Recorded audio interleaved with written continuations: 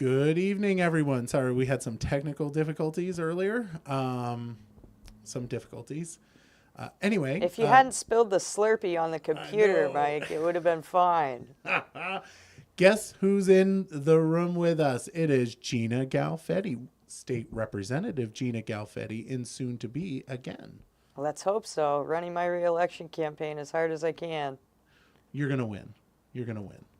Positive of it. I sure hope so. You're amazing. You'll do it. All right. And with that, we can sign off for the night, Mike. Exactly. How you doing? You doing well? I'm doing great. It's one of the busiest seasons for me right now because it's campaign season and it is also the peak of the end of painting season, which if I don't make the money now and stash it away, there's no way I can afford to be your legislator coming here in January. So I'm working really hard to get everything knocked out for the fall and get my winter work lined up and be ready to take that seat hopefully again in January. Oy vey. Oy vey. And I thought I was having problems earlier. Not computer Look at problems, me. but just you see problems. how well I'm dressed I having personal am, Mike. problems. You see how well dressed I am. Hey, you know what? Look, I'm dressed in flannel. Or not flannel. They're plaid. It's Plaid. really dressed in all the... Speaking of which, when in the State House, are you allowed to wear this kind of clothing? Am I supposed to wear a suit? I would recommend that you dress for success, Michael Boutin. And whatever you feel successful in is what you should be wearing. The men used to have to wear a coat into the chamber. The rules have kind of been adjusted to business professional. In my experience in the last couple of sessions, some of the rules for attire have kind of slipped, shall we say. But I think that out of respect for the building and respect for the chamber, you should make every effort to be as well dressed as you can be. And well groomed. I feel I am well dressed, and I'm relatively well groomed right now. I mean, I got a little bit of, I need a haircut, but yeah. I mean, my beard is nicely trimmed, and that's it. They have a wax for that now. They do. They do. $1 Shave Club, shave of the month. Oh man, that's dangerous. So I do want to get a couple things because Gina and I are going to talk shop about, unaffordable heat and stuff like that. Renewable energy that's not renewable. Yes, all that wonderful jazz. But I do want to just touch base on what's happening tomorrow night at City Council. So we will have the second reading of the substantial damage threshold and underground tank requirements for flood hazard area regulations. So the important thing of that is our substantial damage right now is $50,000 or 50%, I believe it is. And when you hit that threshold in the city, which almost everybody does, that 50,000, it kicks in a bunch of these regulations, and regulations are obviously not good. I'm sure I could go over to Gina and she would say, "How do you like regulations?" There's too many of them, and we need to trim the fat. Yes. So anyway, the regulations would kick in, and then you would end up having to do all sorts of other things with your house. And we certainly don't want to do that. Well, regulation equates to an added cost. It does. Let's face it. It does. Right. Because in the cases that I've heard of is that people would have to raise their house up. Yeah. In some cases. And it's not conducive. Feasible. No, it's not. And then there's the EPA grant, which I heard that could help pay for our public works building, which is really phenomenal. And I hope that's the case. Because Barre City absolutely needs a public works building, not in the floodplain. Yeah. which it currently is. Yeah. Do you want to support legislation to give us money for public works building? Oh, on the spot. I support legislation that doesn't spend much money right now, Mike. But Yeah, I know. I think focusing on all the things that we can do for flood mitigation and resiliency and response, because that's what the public works building comes down to, is how can you have a public works building in the floodplain and then be prepared to respond to a flood event, because that Yeah. just doesn't go hand in hand. No, If the no. public works building is flooded, they can't do a lot to help in a time of crisis. So I would certainly be in favor of that. I think that,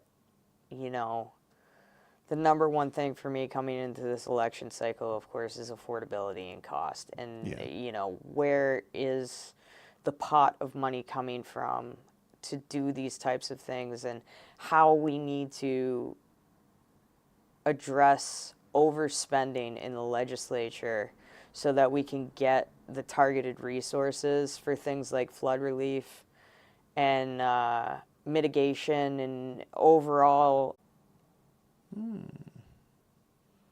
I just realized that I might be having some problems with OBS. So, folks, I do apologize. It's saying it's having issues connecting and unconnecting and stuff. So, I don't know what's going on. Live. I am having technical difficulties tonight. I told you Wow. shouldn't have spilled that Slurpee on the I keyboard, know. Mike. Good golly. This is what happens every time. No kidding. Yeah, I'm not sure what happened. So I'm gonna The keep going. keyboard's gluten free. Hopefully we're still live, and if we're not, we're just gonna sit here and shoot the breeze with one another and not have to worry about it. Well, that's what we are. Class of '98 forever. That's right. That's right. I heard. So we were. Who was I talking to? Because I think it might have been. Oh, man, I can't remember. We're just talking to somebody about 1998, and I told them that they need to run for office because Who else are we going to draw into the fold? We could draw several people in, right? So we do know that. Well, we got Tina, right? Tina Lunt, who used to be Tina Griffith. Yeah. And thank you for thank you for having my back. I got you. And you got me. We've got you. We've got Emma. Yep. Mulvaney Stanek. Is there anybody Who else is on that roster? I don't know. But if there's not, if you are a graduate of 1998, Luke and Eric Johnson, come back to town. Yeah. We got a place for you on the roster. We implore you to run for office so that we can have a school reunion of just politicians. The caucus. we'll have a caucus at the next school reunion. Yes.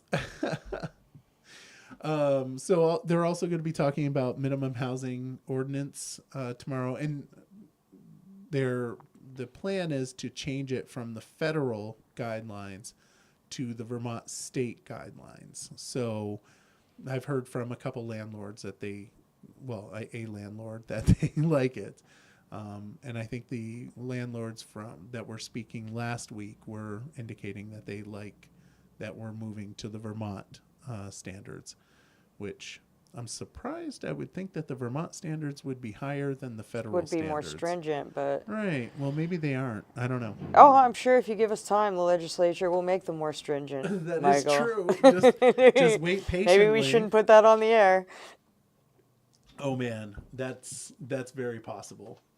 And also, there's going to be $223,974 for ARPA funding, in ARPA funding for the BOR manifold, which is at imminent risk of failure. So that'll be on the docket for tomorrow. Yes, ma'am. What is the BOR manifold? What is it? Why this? would you is say this that? like Why would you even ask? I was hoping to just get by without even I thought I was going to We've skate put Mike by on on that one. the spot. I'm guessing So it has to do with some sort of heat or energy it's a exchange of some sort. it's critical infrastructure Yeah. that I don't really know what it is. So folks that are in the know, and if you're watching, please feel free to post Drop something in the chat. drop something Bring in the us chat up to about speed. what the BOR manifold is. I'm guessing it has something to do with the heating or cooling It or has to something. be. I mean, it has to be the cooling, right? Because Yeah. of the ice. Yeah. And I feel terrible that I don't know, but I just We don't should know. phone a friend. We should call Topper McFawn. I'm sure he knows what it is. He put that building up. Did he? Just about, yeah. Really? I did not know that. Yeah, Topper was a big part of the BOR, if memory serves me correctly. I'm not surprised at all. Not surprised at all that he would be part of that. He's been part of quite a bit. I mean, he's been around for quite a while. Yeah, school board, doing select stuff. board. He's done it all. He has. Done it. And a state employee for 40 some odd years, I believe. Do you know what he did as a state employee? Back to you, Mike. I feel better and vindicated. Yes, yeah, I see now. And then, of course, we have school. The school board is meeting, which, for folks that don't know, we have passed the budget. I'm advocating for the budget. That being said, this week we're going to be talking about policy, so super exciting stuff. But And the next vote is on that's on September 17th. the 17th. The Great. 17th. Which is next Tuesday, right? Week from Tuesday? Yes. Yes, indeed. Yes, it Coming is. into it. Week from Tuesday. Yeah. Oof. So if you have your absentee ballots, bring them to the, I wouldn't risk it. I would just bring it. But Bring if it you to the want to poll. risk it, You can still try to mail them it in. But I certainly would not mail them in if no At later this than point. Wednesday. Yeah. I personally would just drop them off at the clerk's office, either in Barre City or Barre Town, which corresponding community you live in. But all right, so you want to talk about legislative updates? Lots of fun. Let's talk about the clean heat standard, because everybody loves the clean heat standard, right? You mean the Unaffordable Heat Act? It started out as the Clean Heat Standard, and we were able to sustain the veto on that one, and then it came back, and it morphed into the Unaffordable Heat Act, which, if you've been keeping up in the press lately, some of the most recent projections are calling for a $8 per gallon increase in fuels. I said that right. I'm sorry. Wait a minute. That's 8. Did you just say $8? It's exploding on the launch pad as we speak. There's only 2 legislators thus far that have signed on to say that they're going to support it in the next session. Projections from Julie Moore were 70 cents with her back of the envelope math. Then we got somewhere into the realm of $3 to $4. And then I believe it was Rob Roper who just recently wrote an article calling for an even bigger increase of like $7 or $8 was going to be closer to the mark. And I think you can read about that in VT Daily Chronicle. I believe they have that. I can Google too, Mike. I'm not just the woman behind the curtain. Well, technically, you're in front of the curtain right now. True, but you're the man behind the curtain. I am the man behind the curtain. When do we get to see the wizard? When we see the wizard, what we've hoped and waited for, you can be all that you Do you hear that, Mike? wanted. Do you hear that? I hear something. Is that someone saying something. please stop? I think it's a cat dying somewhere. Oh, That's a shame. Uh, That's a I shame. don't know what's going on here. Like, my system is completely failing on me. I've lost a couple more platforms. I don't know what's going on. Maybe you're being cyber bombed. That could be. That could be the case. I'm no longer streaming to air it out and not streaming to Barry Beat. So are we even on, We man? are. We are. We are on, but some reason there's something going on and I don't know what it is. So, folks, I feel terrible. Poor Gina. She came down here, and yeah, we're just having all sorts of fun. But yes, so the clean heat standard. Yeah, I hadn't heard that it had gotten up to $8 a gallon. Yeah, there was somebody's, Um, which were actually what Myers Mermel's projections were 2 years ago when it passed, when he crunched all of the numbers, and that was what he had come up with. And there was an article just recently that came out, and I'm sorry I can't cite it better for you, Mike. no, it's fine. It's the clean heat standard. I know that folks are super excited about that, but let me just tell you, you should be, because at the end of the day, Barry City, Barry Town, our community in general, unless you have a heat pump, which, as a side note, I've heard that heat pumps don't work too well during, the really, really cold days, which we do get occasionally up in Vermont. But, and I might be wrong on that. I could be very wrong. But the point is that not everybody has a heat pump. And those are supposed to be the cleaner version. I guess it's supposed to save you money or something, and I just don't know, because I live in an old house with steam heating, Oh, right? And we have a furnace, and I go through about $5,000 worth of gas or fuel annually, and it's not 5,000 annually. I mean, it's expensive. It's super expensive, and I'm sure I'm not alone on that. I know others have the same problem. yeah. I mean, the bottom line is, it's a regressive tax, Mike. Yeah. It's gonna hit low-income Vermonters the hardest, the people that can't afford to convert their homes, the people that can't take advantage of subsidies, because you have to have money up front, Yep. right, to take advantage of a subsidy. And if you don't have the upfront money to put into something like this, you're not going to be able to realize the benefits that potentially go along with it. And again, if it's a subsidy, we see the cost for those who can afford to pay, so they can upgrade their house. They can put in the charging stations, they can put in the heat pumps. So they're paying that upfront cost, right? Then when we have to subsidize everybody else to get up to that standard, they're paying the cost again as taxpayers.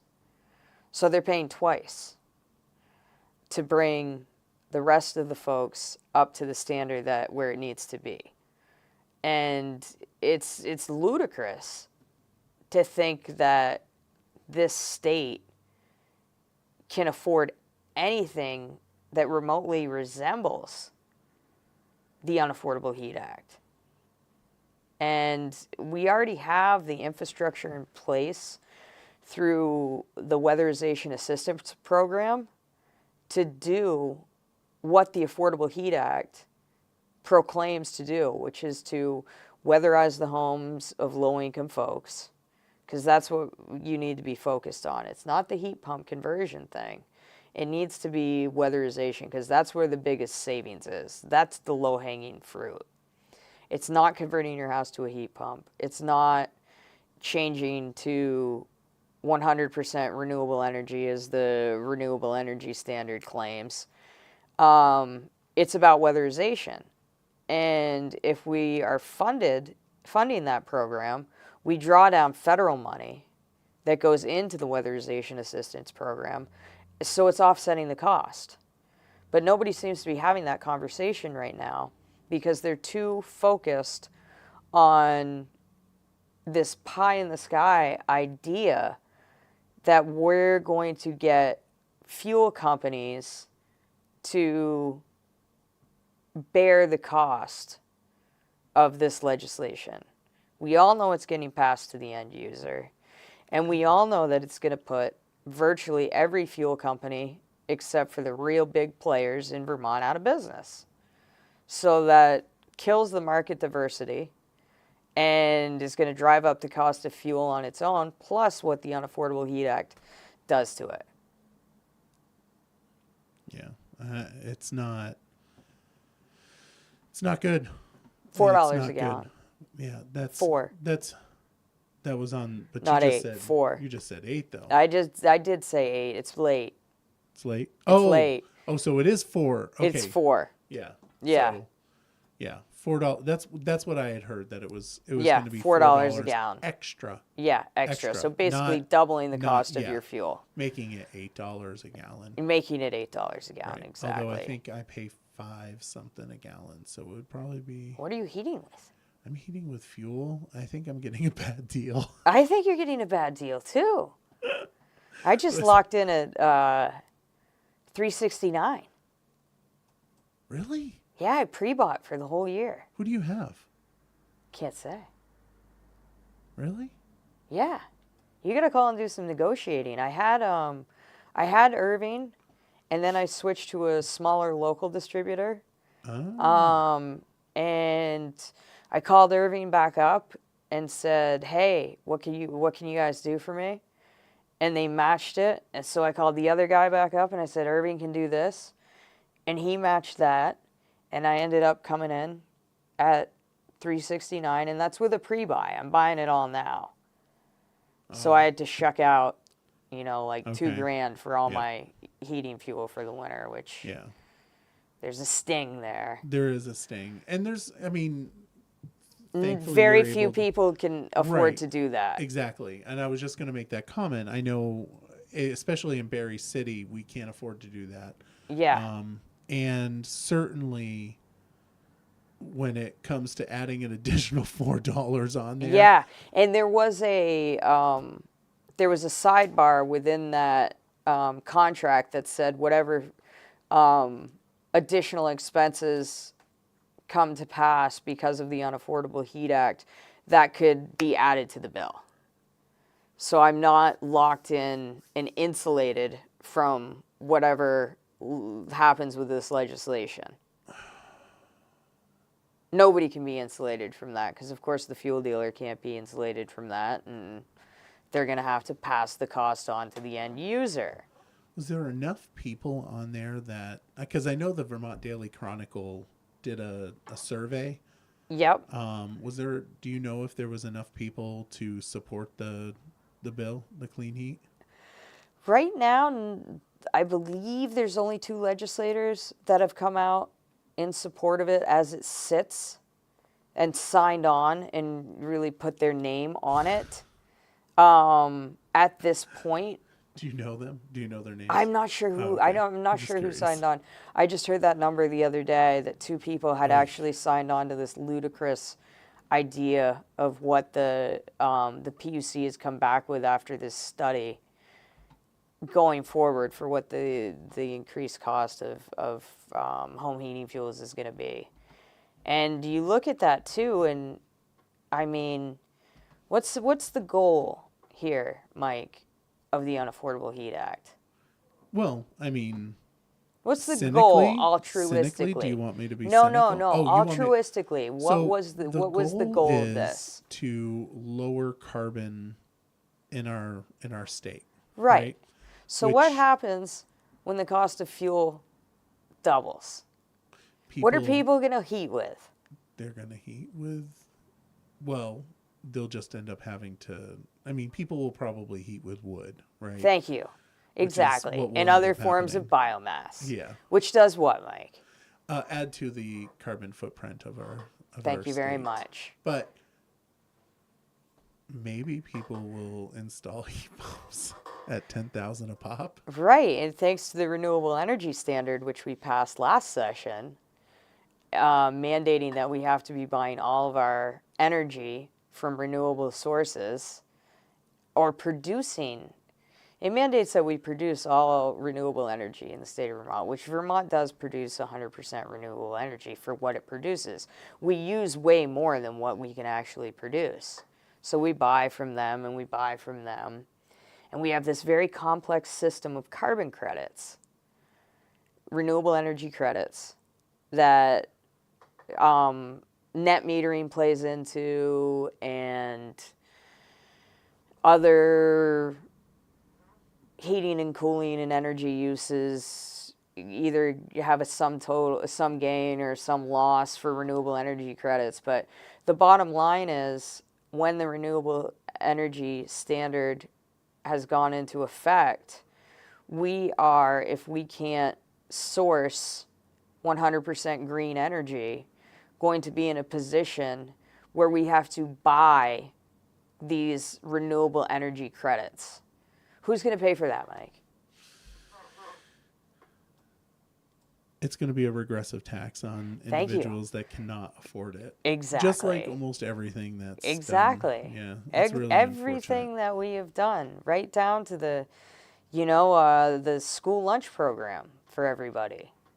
Another regressive tax. I mean, don't even get me started on the $25,000 first-time home buyers credit that our presidential... 25,000. 25,000, yeah. 25,000. $25,000 tax credit. I'm not sure where that money's going to come from, but what's it going to do? Yeah. Add $25,000 to the cost of every house in America. Yeah. That, and it's also going to spike housing demand, which is a little concerning in a bubble that we're already in. Yeah. I think it's a bubble, but maybe it's not. Well, I think we live in a bubble. We do live in a bubble. Vermont's a very, very insulated bubble. I mean, if you look at 2008 and how we fared during the whole economic downturn compared to the rest of the country, we were relatively insulated from the the housing market downturn compared to a lot of other markets and places. And right now, real estate availability in Vermont is scanty, as we know. Yeah. And I don't see that getting better. From my perspective as a builder and contractor, I just see more and more folks moving in. And the problem with that is they're not tradespeople. They're not skilled labor. They're not skilled nursing. They're not technical folks. They are remote workers, high dollar, high salary folks.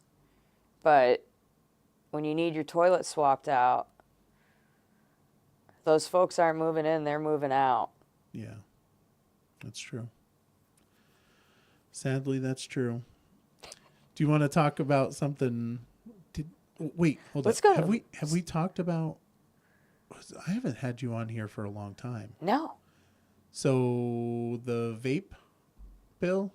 The vape bill died. It died? It died on the wall. Are you sad? No. No, I'm not. That was my opus. That was my victory of last session. And take a bow. And not because I don't believe that children need to not have access to flavored tobacco products. I absolutely 100% think that vaping and teen vaping is a problem. However, that bill would have done nothing to stop teen vaping. When you can go online to any one of dozens of sites where all you have to do is click I am 21 and have the UPS man deliver your flavored vapes in the course of 5 days, we're not addressing a problem. We're creating a problem, and we're driving business out of the state, and we're sucking money out of the education fund, which, as we all know, with the tax increase we've seen, we can nary afford to suck the kind of money out of the education fund that the vapes taxed at 100% produce. So it died in committee. Is that what you're... Yes, it did. Okay. Yes, nice. It did. That one stayed stuck to the wall, and that was because property taxes were going up so much. The idea of taking another $40 to $60 million of revenue out of the ed fund Yeah, that was would have been bad. implausible. Yep. Good. Well, I'm glad. I am, for those that know, obviously, most people know that I'm anti-smoking, anti-drinking, blah, blah, blah, chew, whatever. But I also don't think that we should probably be, like, ripping money out of our ed fund Nor to should make we us be feel...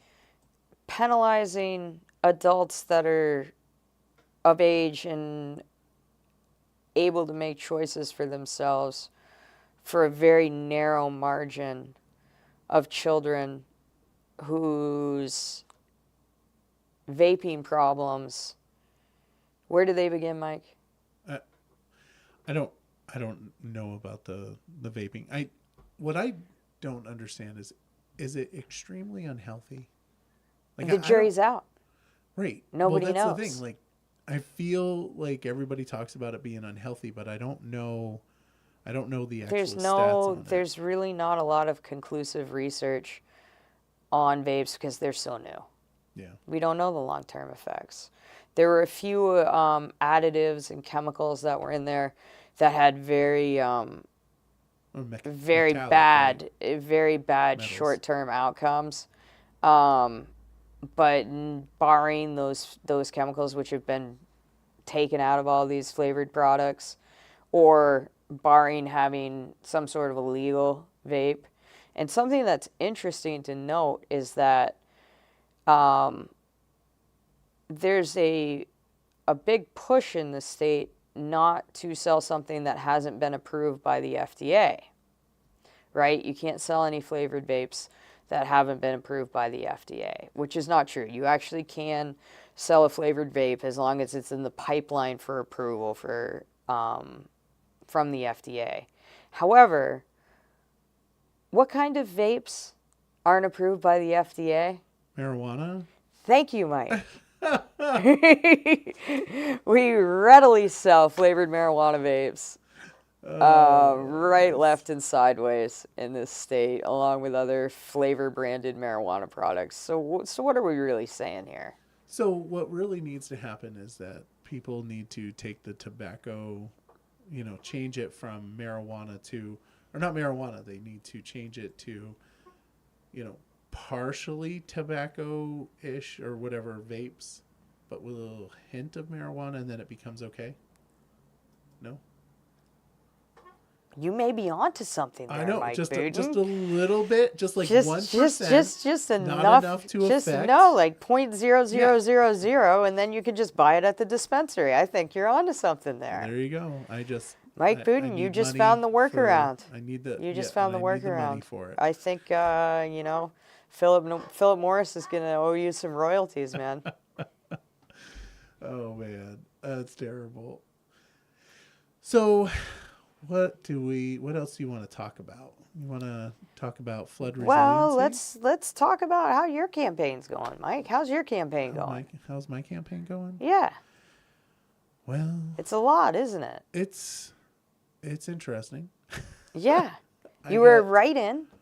Yep. How was that? How was that? How did you pull that off? A lot of help from folks. It was. I would actually chuck this up to our chair of the Barre City Republicans, who is absolutely amazing, and she has done more for. I've been involved-ish with the Republican Party since like 2010, and I haven't seen the party so active as I see it now. It reminds me of back in the 2010, when we actually had a partial representative in Barre City that was Republican. Yes. Patty Lewis. Yes. I think it was Patty Lewis. Yeah.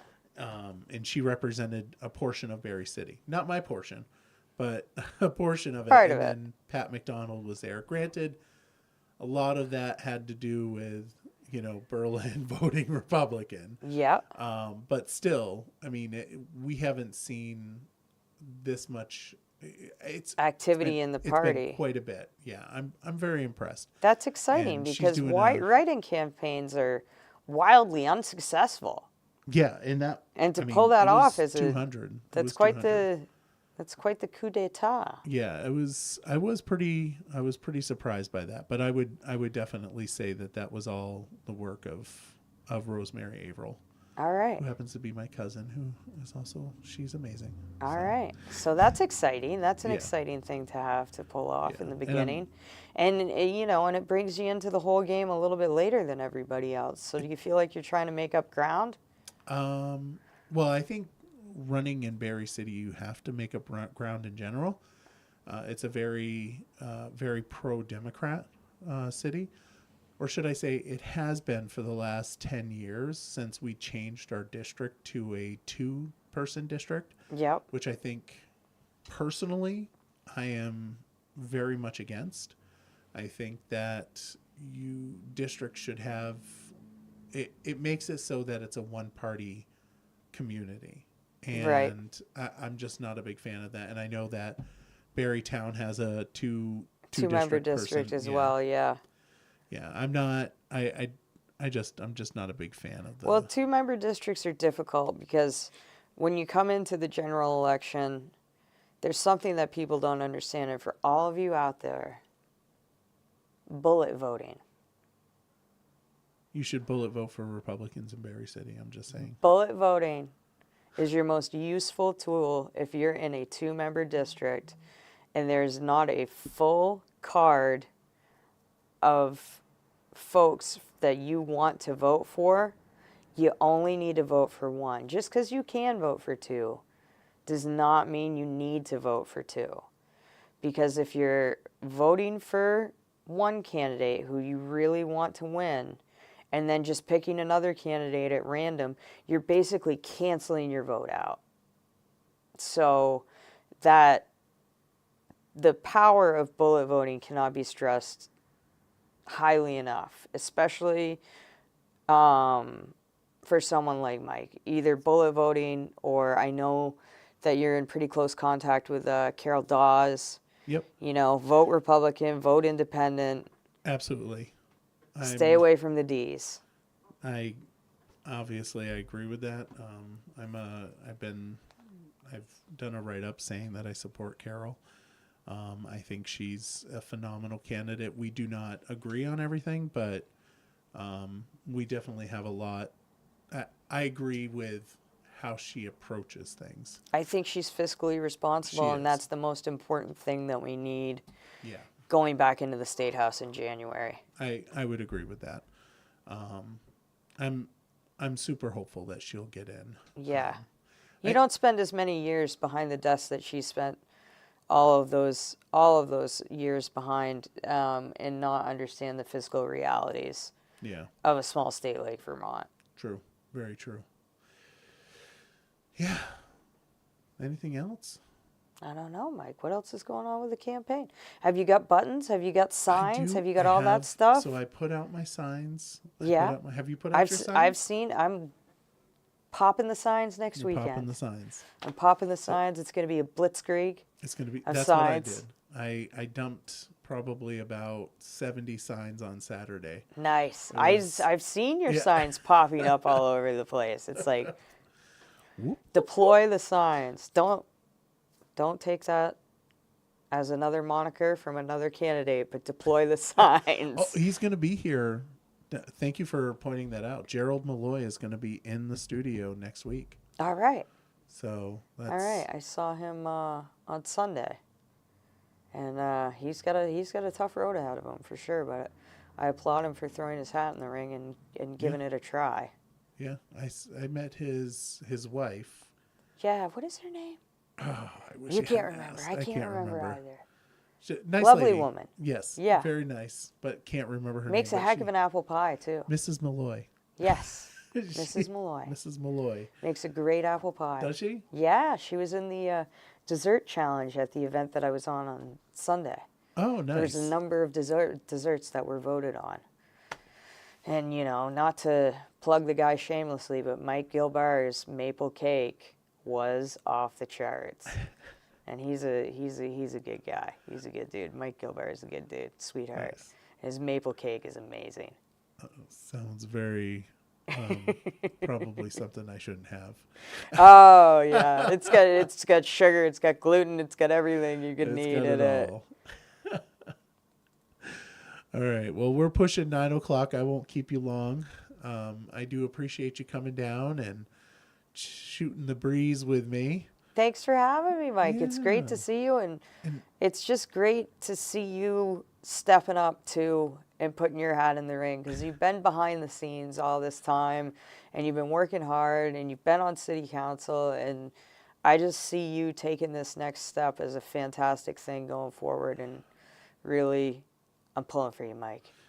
Well, I'm pulling for you too. I'm telling everybody to vote for Gina Galfetti because she's just amazing, and we need 1998 representation. That's and it. We're going to have it. Barre City and Barre Town, 1998 representation. That's it. Just don't do the Howard Dean. No. Oh, man. No Kayabungas.